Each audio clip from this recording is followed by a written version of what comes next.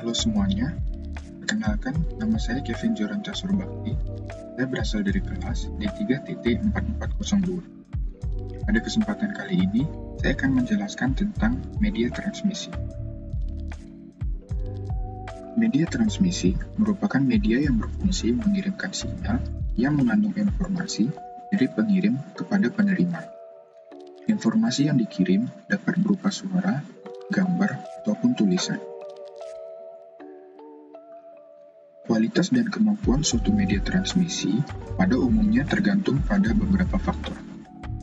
Faktor yang pertama adalah bandwidth atau lebar pita, yaitu lebar cakupan frekuensi yang digunakan oleh sinyal dalam media transmisi. Satuan bandwidth merupakan hertz. Yang kedua adalah noise. Noise merupakan gangguan yang terjadi pada saat transmisi data melalui media transmisi tertentu. Noise pada dasarnya adalah sinyal yang tidak diinginkan oleh pengirim maupun penerima. Lalu berikutnya adalah radiasi, yaitu kebocoran sinyal dari media karena adanya karakteristik listrik yang tidak diinginkan pada media yang bersangkutan. Yang terakhir merupakan attenuation. Attenuation yaitu tingkat kehilangan energi saat perambatan sinyal atau pelemahan sinyal pada saat perambatan. Media transmisi terdiri dari beberapa jenis. Yang beberapa jenis tersebut dibagi atas fisik atau wire dan non-fisik atau wireless. Yang pertama adalah fisik atau wire. Wire merupakan jenis media yang mempunyai bentuk fisik. Terkadang juga disebut dengan guided media karena sinyal listrik dituntun transmisinya melewati media fisik. Wire terdiri dari beberapa jenis yaitu logam dan fiber. Jenis yang pertama yaitu open wire. Open wire adalah kabel yang disangkutkan pada tiang penyangga. Kabel ini tidak memiliki pelindung dan proteksi dari gangguan sinyal lainnya. Transmisi dialirkan pada satu kabel, dengan kabel lainnya digantungkan dengan suatu jarak tertentu. Biasanya digunakan untuk mengantarkan arus listrik. Kabel ini memiliki tingkat interferensi yang cukup tinggi dari gelombang lainnya. Kabel ini tidak terlalu disarankan untuk digunakan kecuali untuk jarak pendek. Open wire cukup baik sebagai transmission line. Namun, open wire direntang dengan jarak kedua kabel sejajar dan tidak boleh berubah. Kondisi penempatan harus jauh dari metal dan tidak dapat fleksibel seperti coax terbungkus rapi seperti transmission line masa kini. Namun, open wire akan menimbulkan masalah jika dipergunakan untuk antena jenis pengarah. Antena harus selalu dapat berputar sesuai arah yang diinginkan pengguna. Dalam hal ini, open wire kurang dapat fleksibel dan agak rumit untuk memakainya. Contoh yang kedua merupakan multipair. Kalau kalian pernah melihat kabel berwarna-warni dengan bentuk lempengan, itulah yang disebut dengan ribbon cable. Kabel jenis ini dulu sering digunakan untuk menghubungkan berbagai macam komponen di bagian dalam komputer. Meski demikian, karena sifatnya mengganggu arus udara komputer, serta sulit diatur mengingat banyaknya koneksi antar komponen dalam komputer, penggunaan ribbon cable untuk komponen internal komputer diganti menjadi kabel bulat pada umumnya. Yang ketiga adalah koaksial. Kabel koaksial adalah jenis kabel yang terdiri atas dua pengantar, di mana salah satu pengantarnya berada di tengah kabel dan dikelilingi oleh pengantar satunya lagi dengan pola melingkar. Kabel jenis ini mempunyai impedansi transmisi yang konstan dan juga tidak menghasilkan medan magnet, sehingga tepat untuk mentransmisikan sinyal frekuensi tinggi. Berikutnya adalah pandu gelombang. Pandu gelombang atau waveguide merupakan sistem fisis yang digunakan untuk mentransmisikan gelombang ke tempat tertentu atau dengan arah tertentu. Pandu gelombang yang berbeda digunakan untuk memandu gelombang yang dengan frekuensi yang berbeda-beda juga. Contohnya, fiber optik digunakan untuk memandu cahaya dalam frekuensi tinggi, dan tidak memandu gelombang mikro yang memiliki frekuensi yang lebih rendah dibandingkan dengan cahaya tampak. Berikutnya adalah fiber multimode. Multimode fiber optik atau fiber multimode merupakan teknologi transmisi data melalui media siaran optik dengan menggunakan beberapa buah indeks cahaya di dalamnya. Cahaya yang dibawanya tersebut akan mengalami pemantulan berkali-kali hingga sampai di tujuan akhirnya. Sinyal cahaya dalam teknologi multimode fiber optik dapat dihasilkan hingga 100 mode cahaya.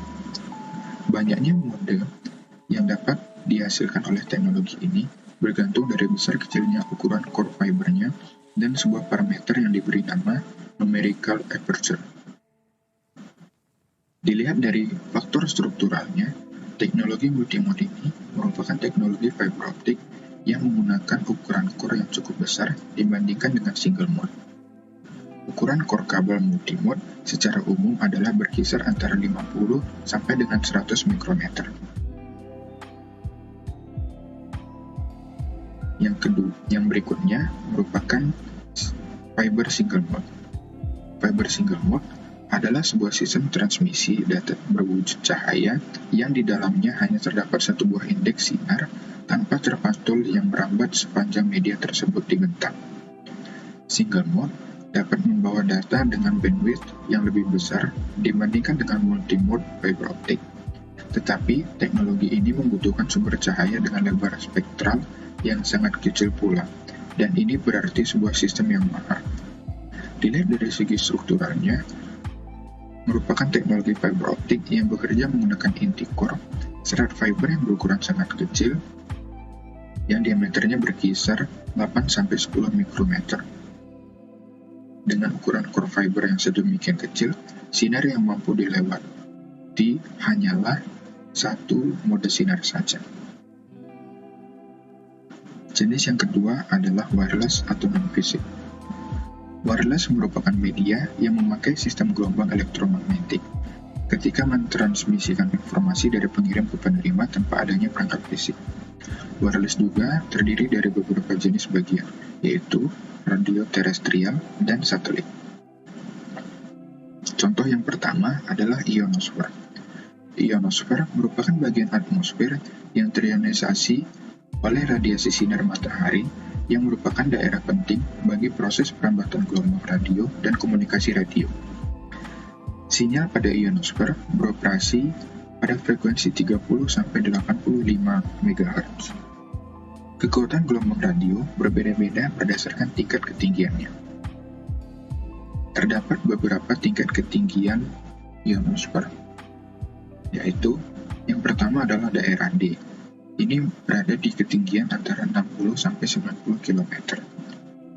Di daerah D, wilayah terendah dalam ionosfer yang mampu mempengaruhi melemahkan sinyal komunikasi radio di tingkat apapun. Lapisan ini dihasilkan oleh radiasi Lyman. Lalu yang kedua adalah daerah E. Daerah ini berada pada ketinggian antara 100-125 km. Daerah ini bertindak sebagai atenuator ke derajat tertentu. Lalu, yang terakhir adalah daerah F. Daerah F merupakan wilayah yang paling penting di ionosfer untuk komunikasi radio. Lapisan kulit F bekerja sebagai pemantul sinyal di bagian spektrum radio yang akan menegakkan komunikasi radio di seluruh Indonesia. Daerah F adalah daerah yang paling tinggi di ionosfer dan paling berpengalaman dalam radiasi sinar. Lalu contoh yang berikutnya adalah troposfer. Troposfer merupakan lapisan atmosfer yang paling rendah. Lapisan ini merupakan lapisan yang sangat berpengaruh juga bagi gelombang radio selain ionosfer. Lapisan ini dapat dilalui oleh sinyal gelombang radio karena memiliki frekuensi antara 10 kHz sampai 1 GHz. Berikutnya adalah loss, line of sight, atau gelombang mikro. Loss atau disebut juga line of sight merupakan sinyal garis lurus yang mampu membawa data atau sinyal dari transmitter ke receiver. Sinyal ini bersifat horizontal dan dibatasi oleh curve permukaan bumi. Teknologi ini dapat mencapai jarak hingga 100 km. Sinyal ini biasa juga disebut sebagai gelombang luar angkasa. Teknologi ini biasa digunakan untuk media transmisi jarak jauh. Berikutnya adalah satelit low Earth orbit atau LEO. Satelit jenis LEO merupakan satelit yang mempunyai ketinggian 320 sampai 800 km di atas permukaan bumi.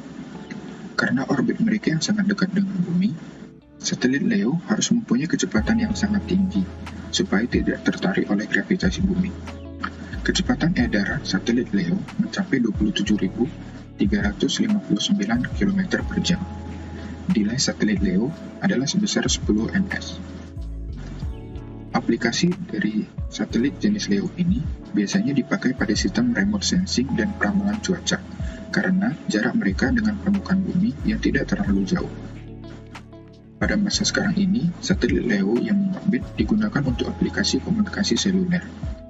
Karena jarak yang tidak terlalu jauh dan biaya yang murah, satelit LEO sangat banyak diluncurkan untuk berbagai macam aplikasi. Akibatnya, jumlah satelit LEO sudah sangat padat. Tercatat sekarang ada 8.000 lebih satelit yang mengitari bumi pada orbit LEO.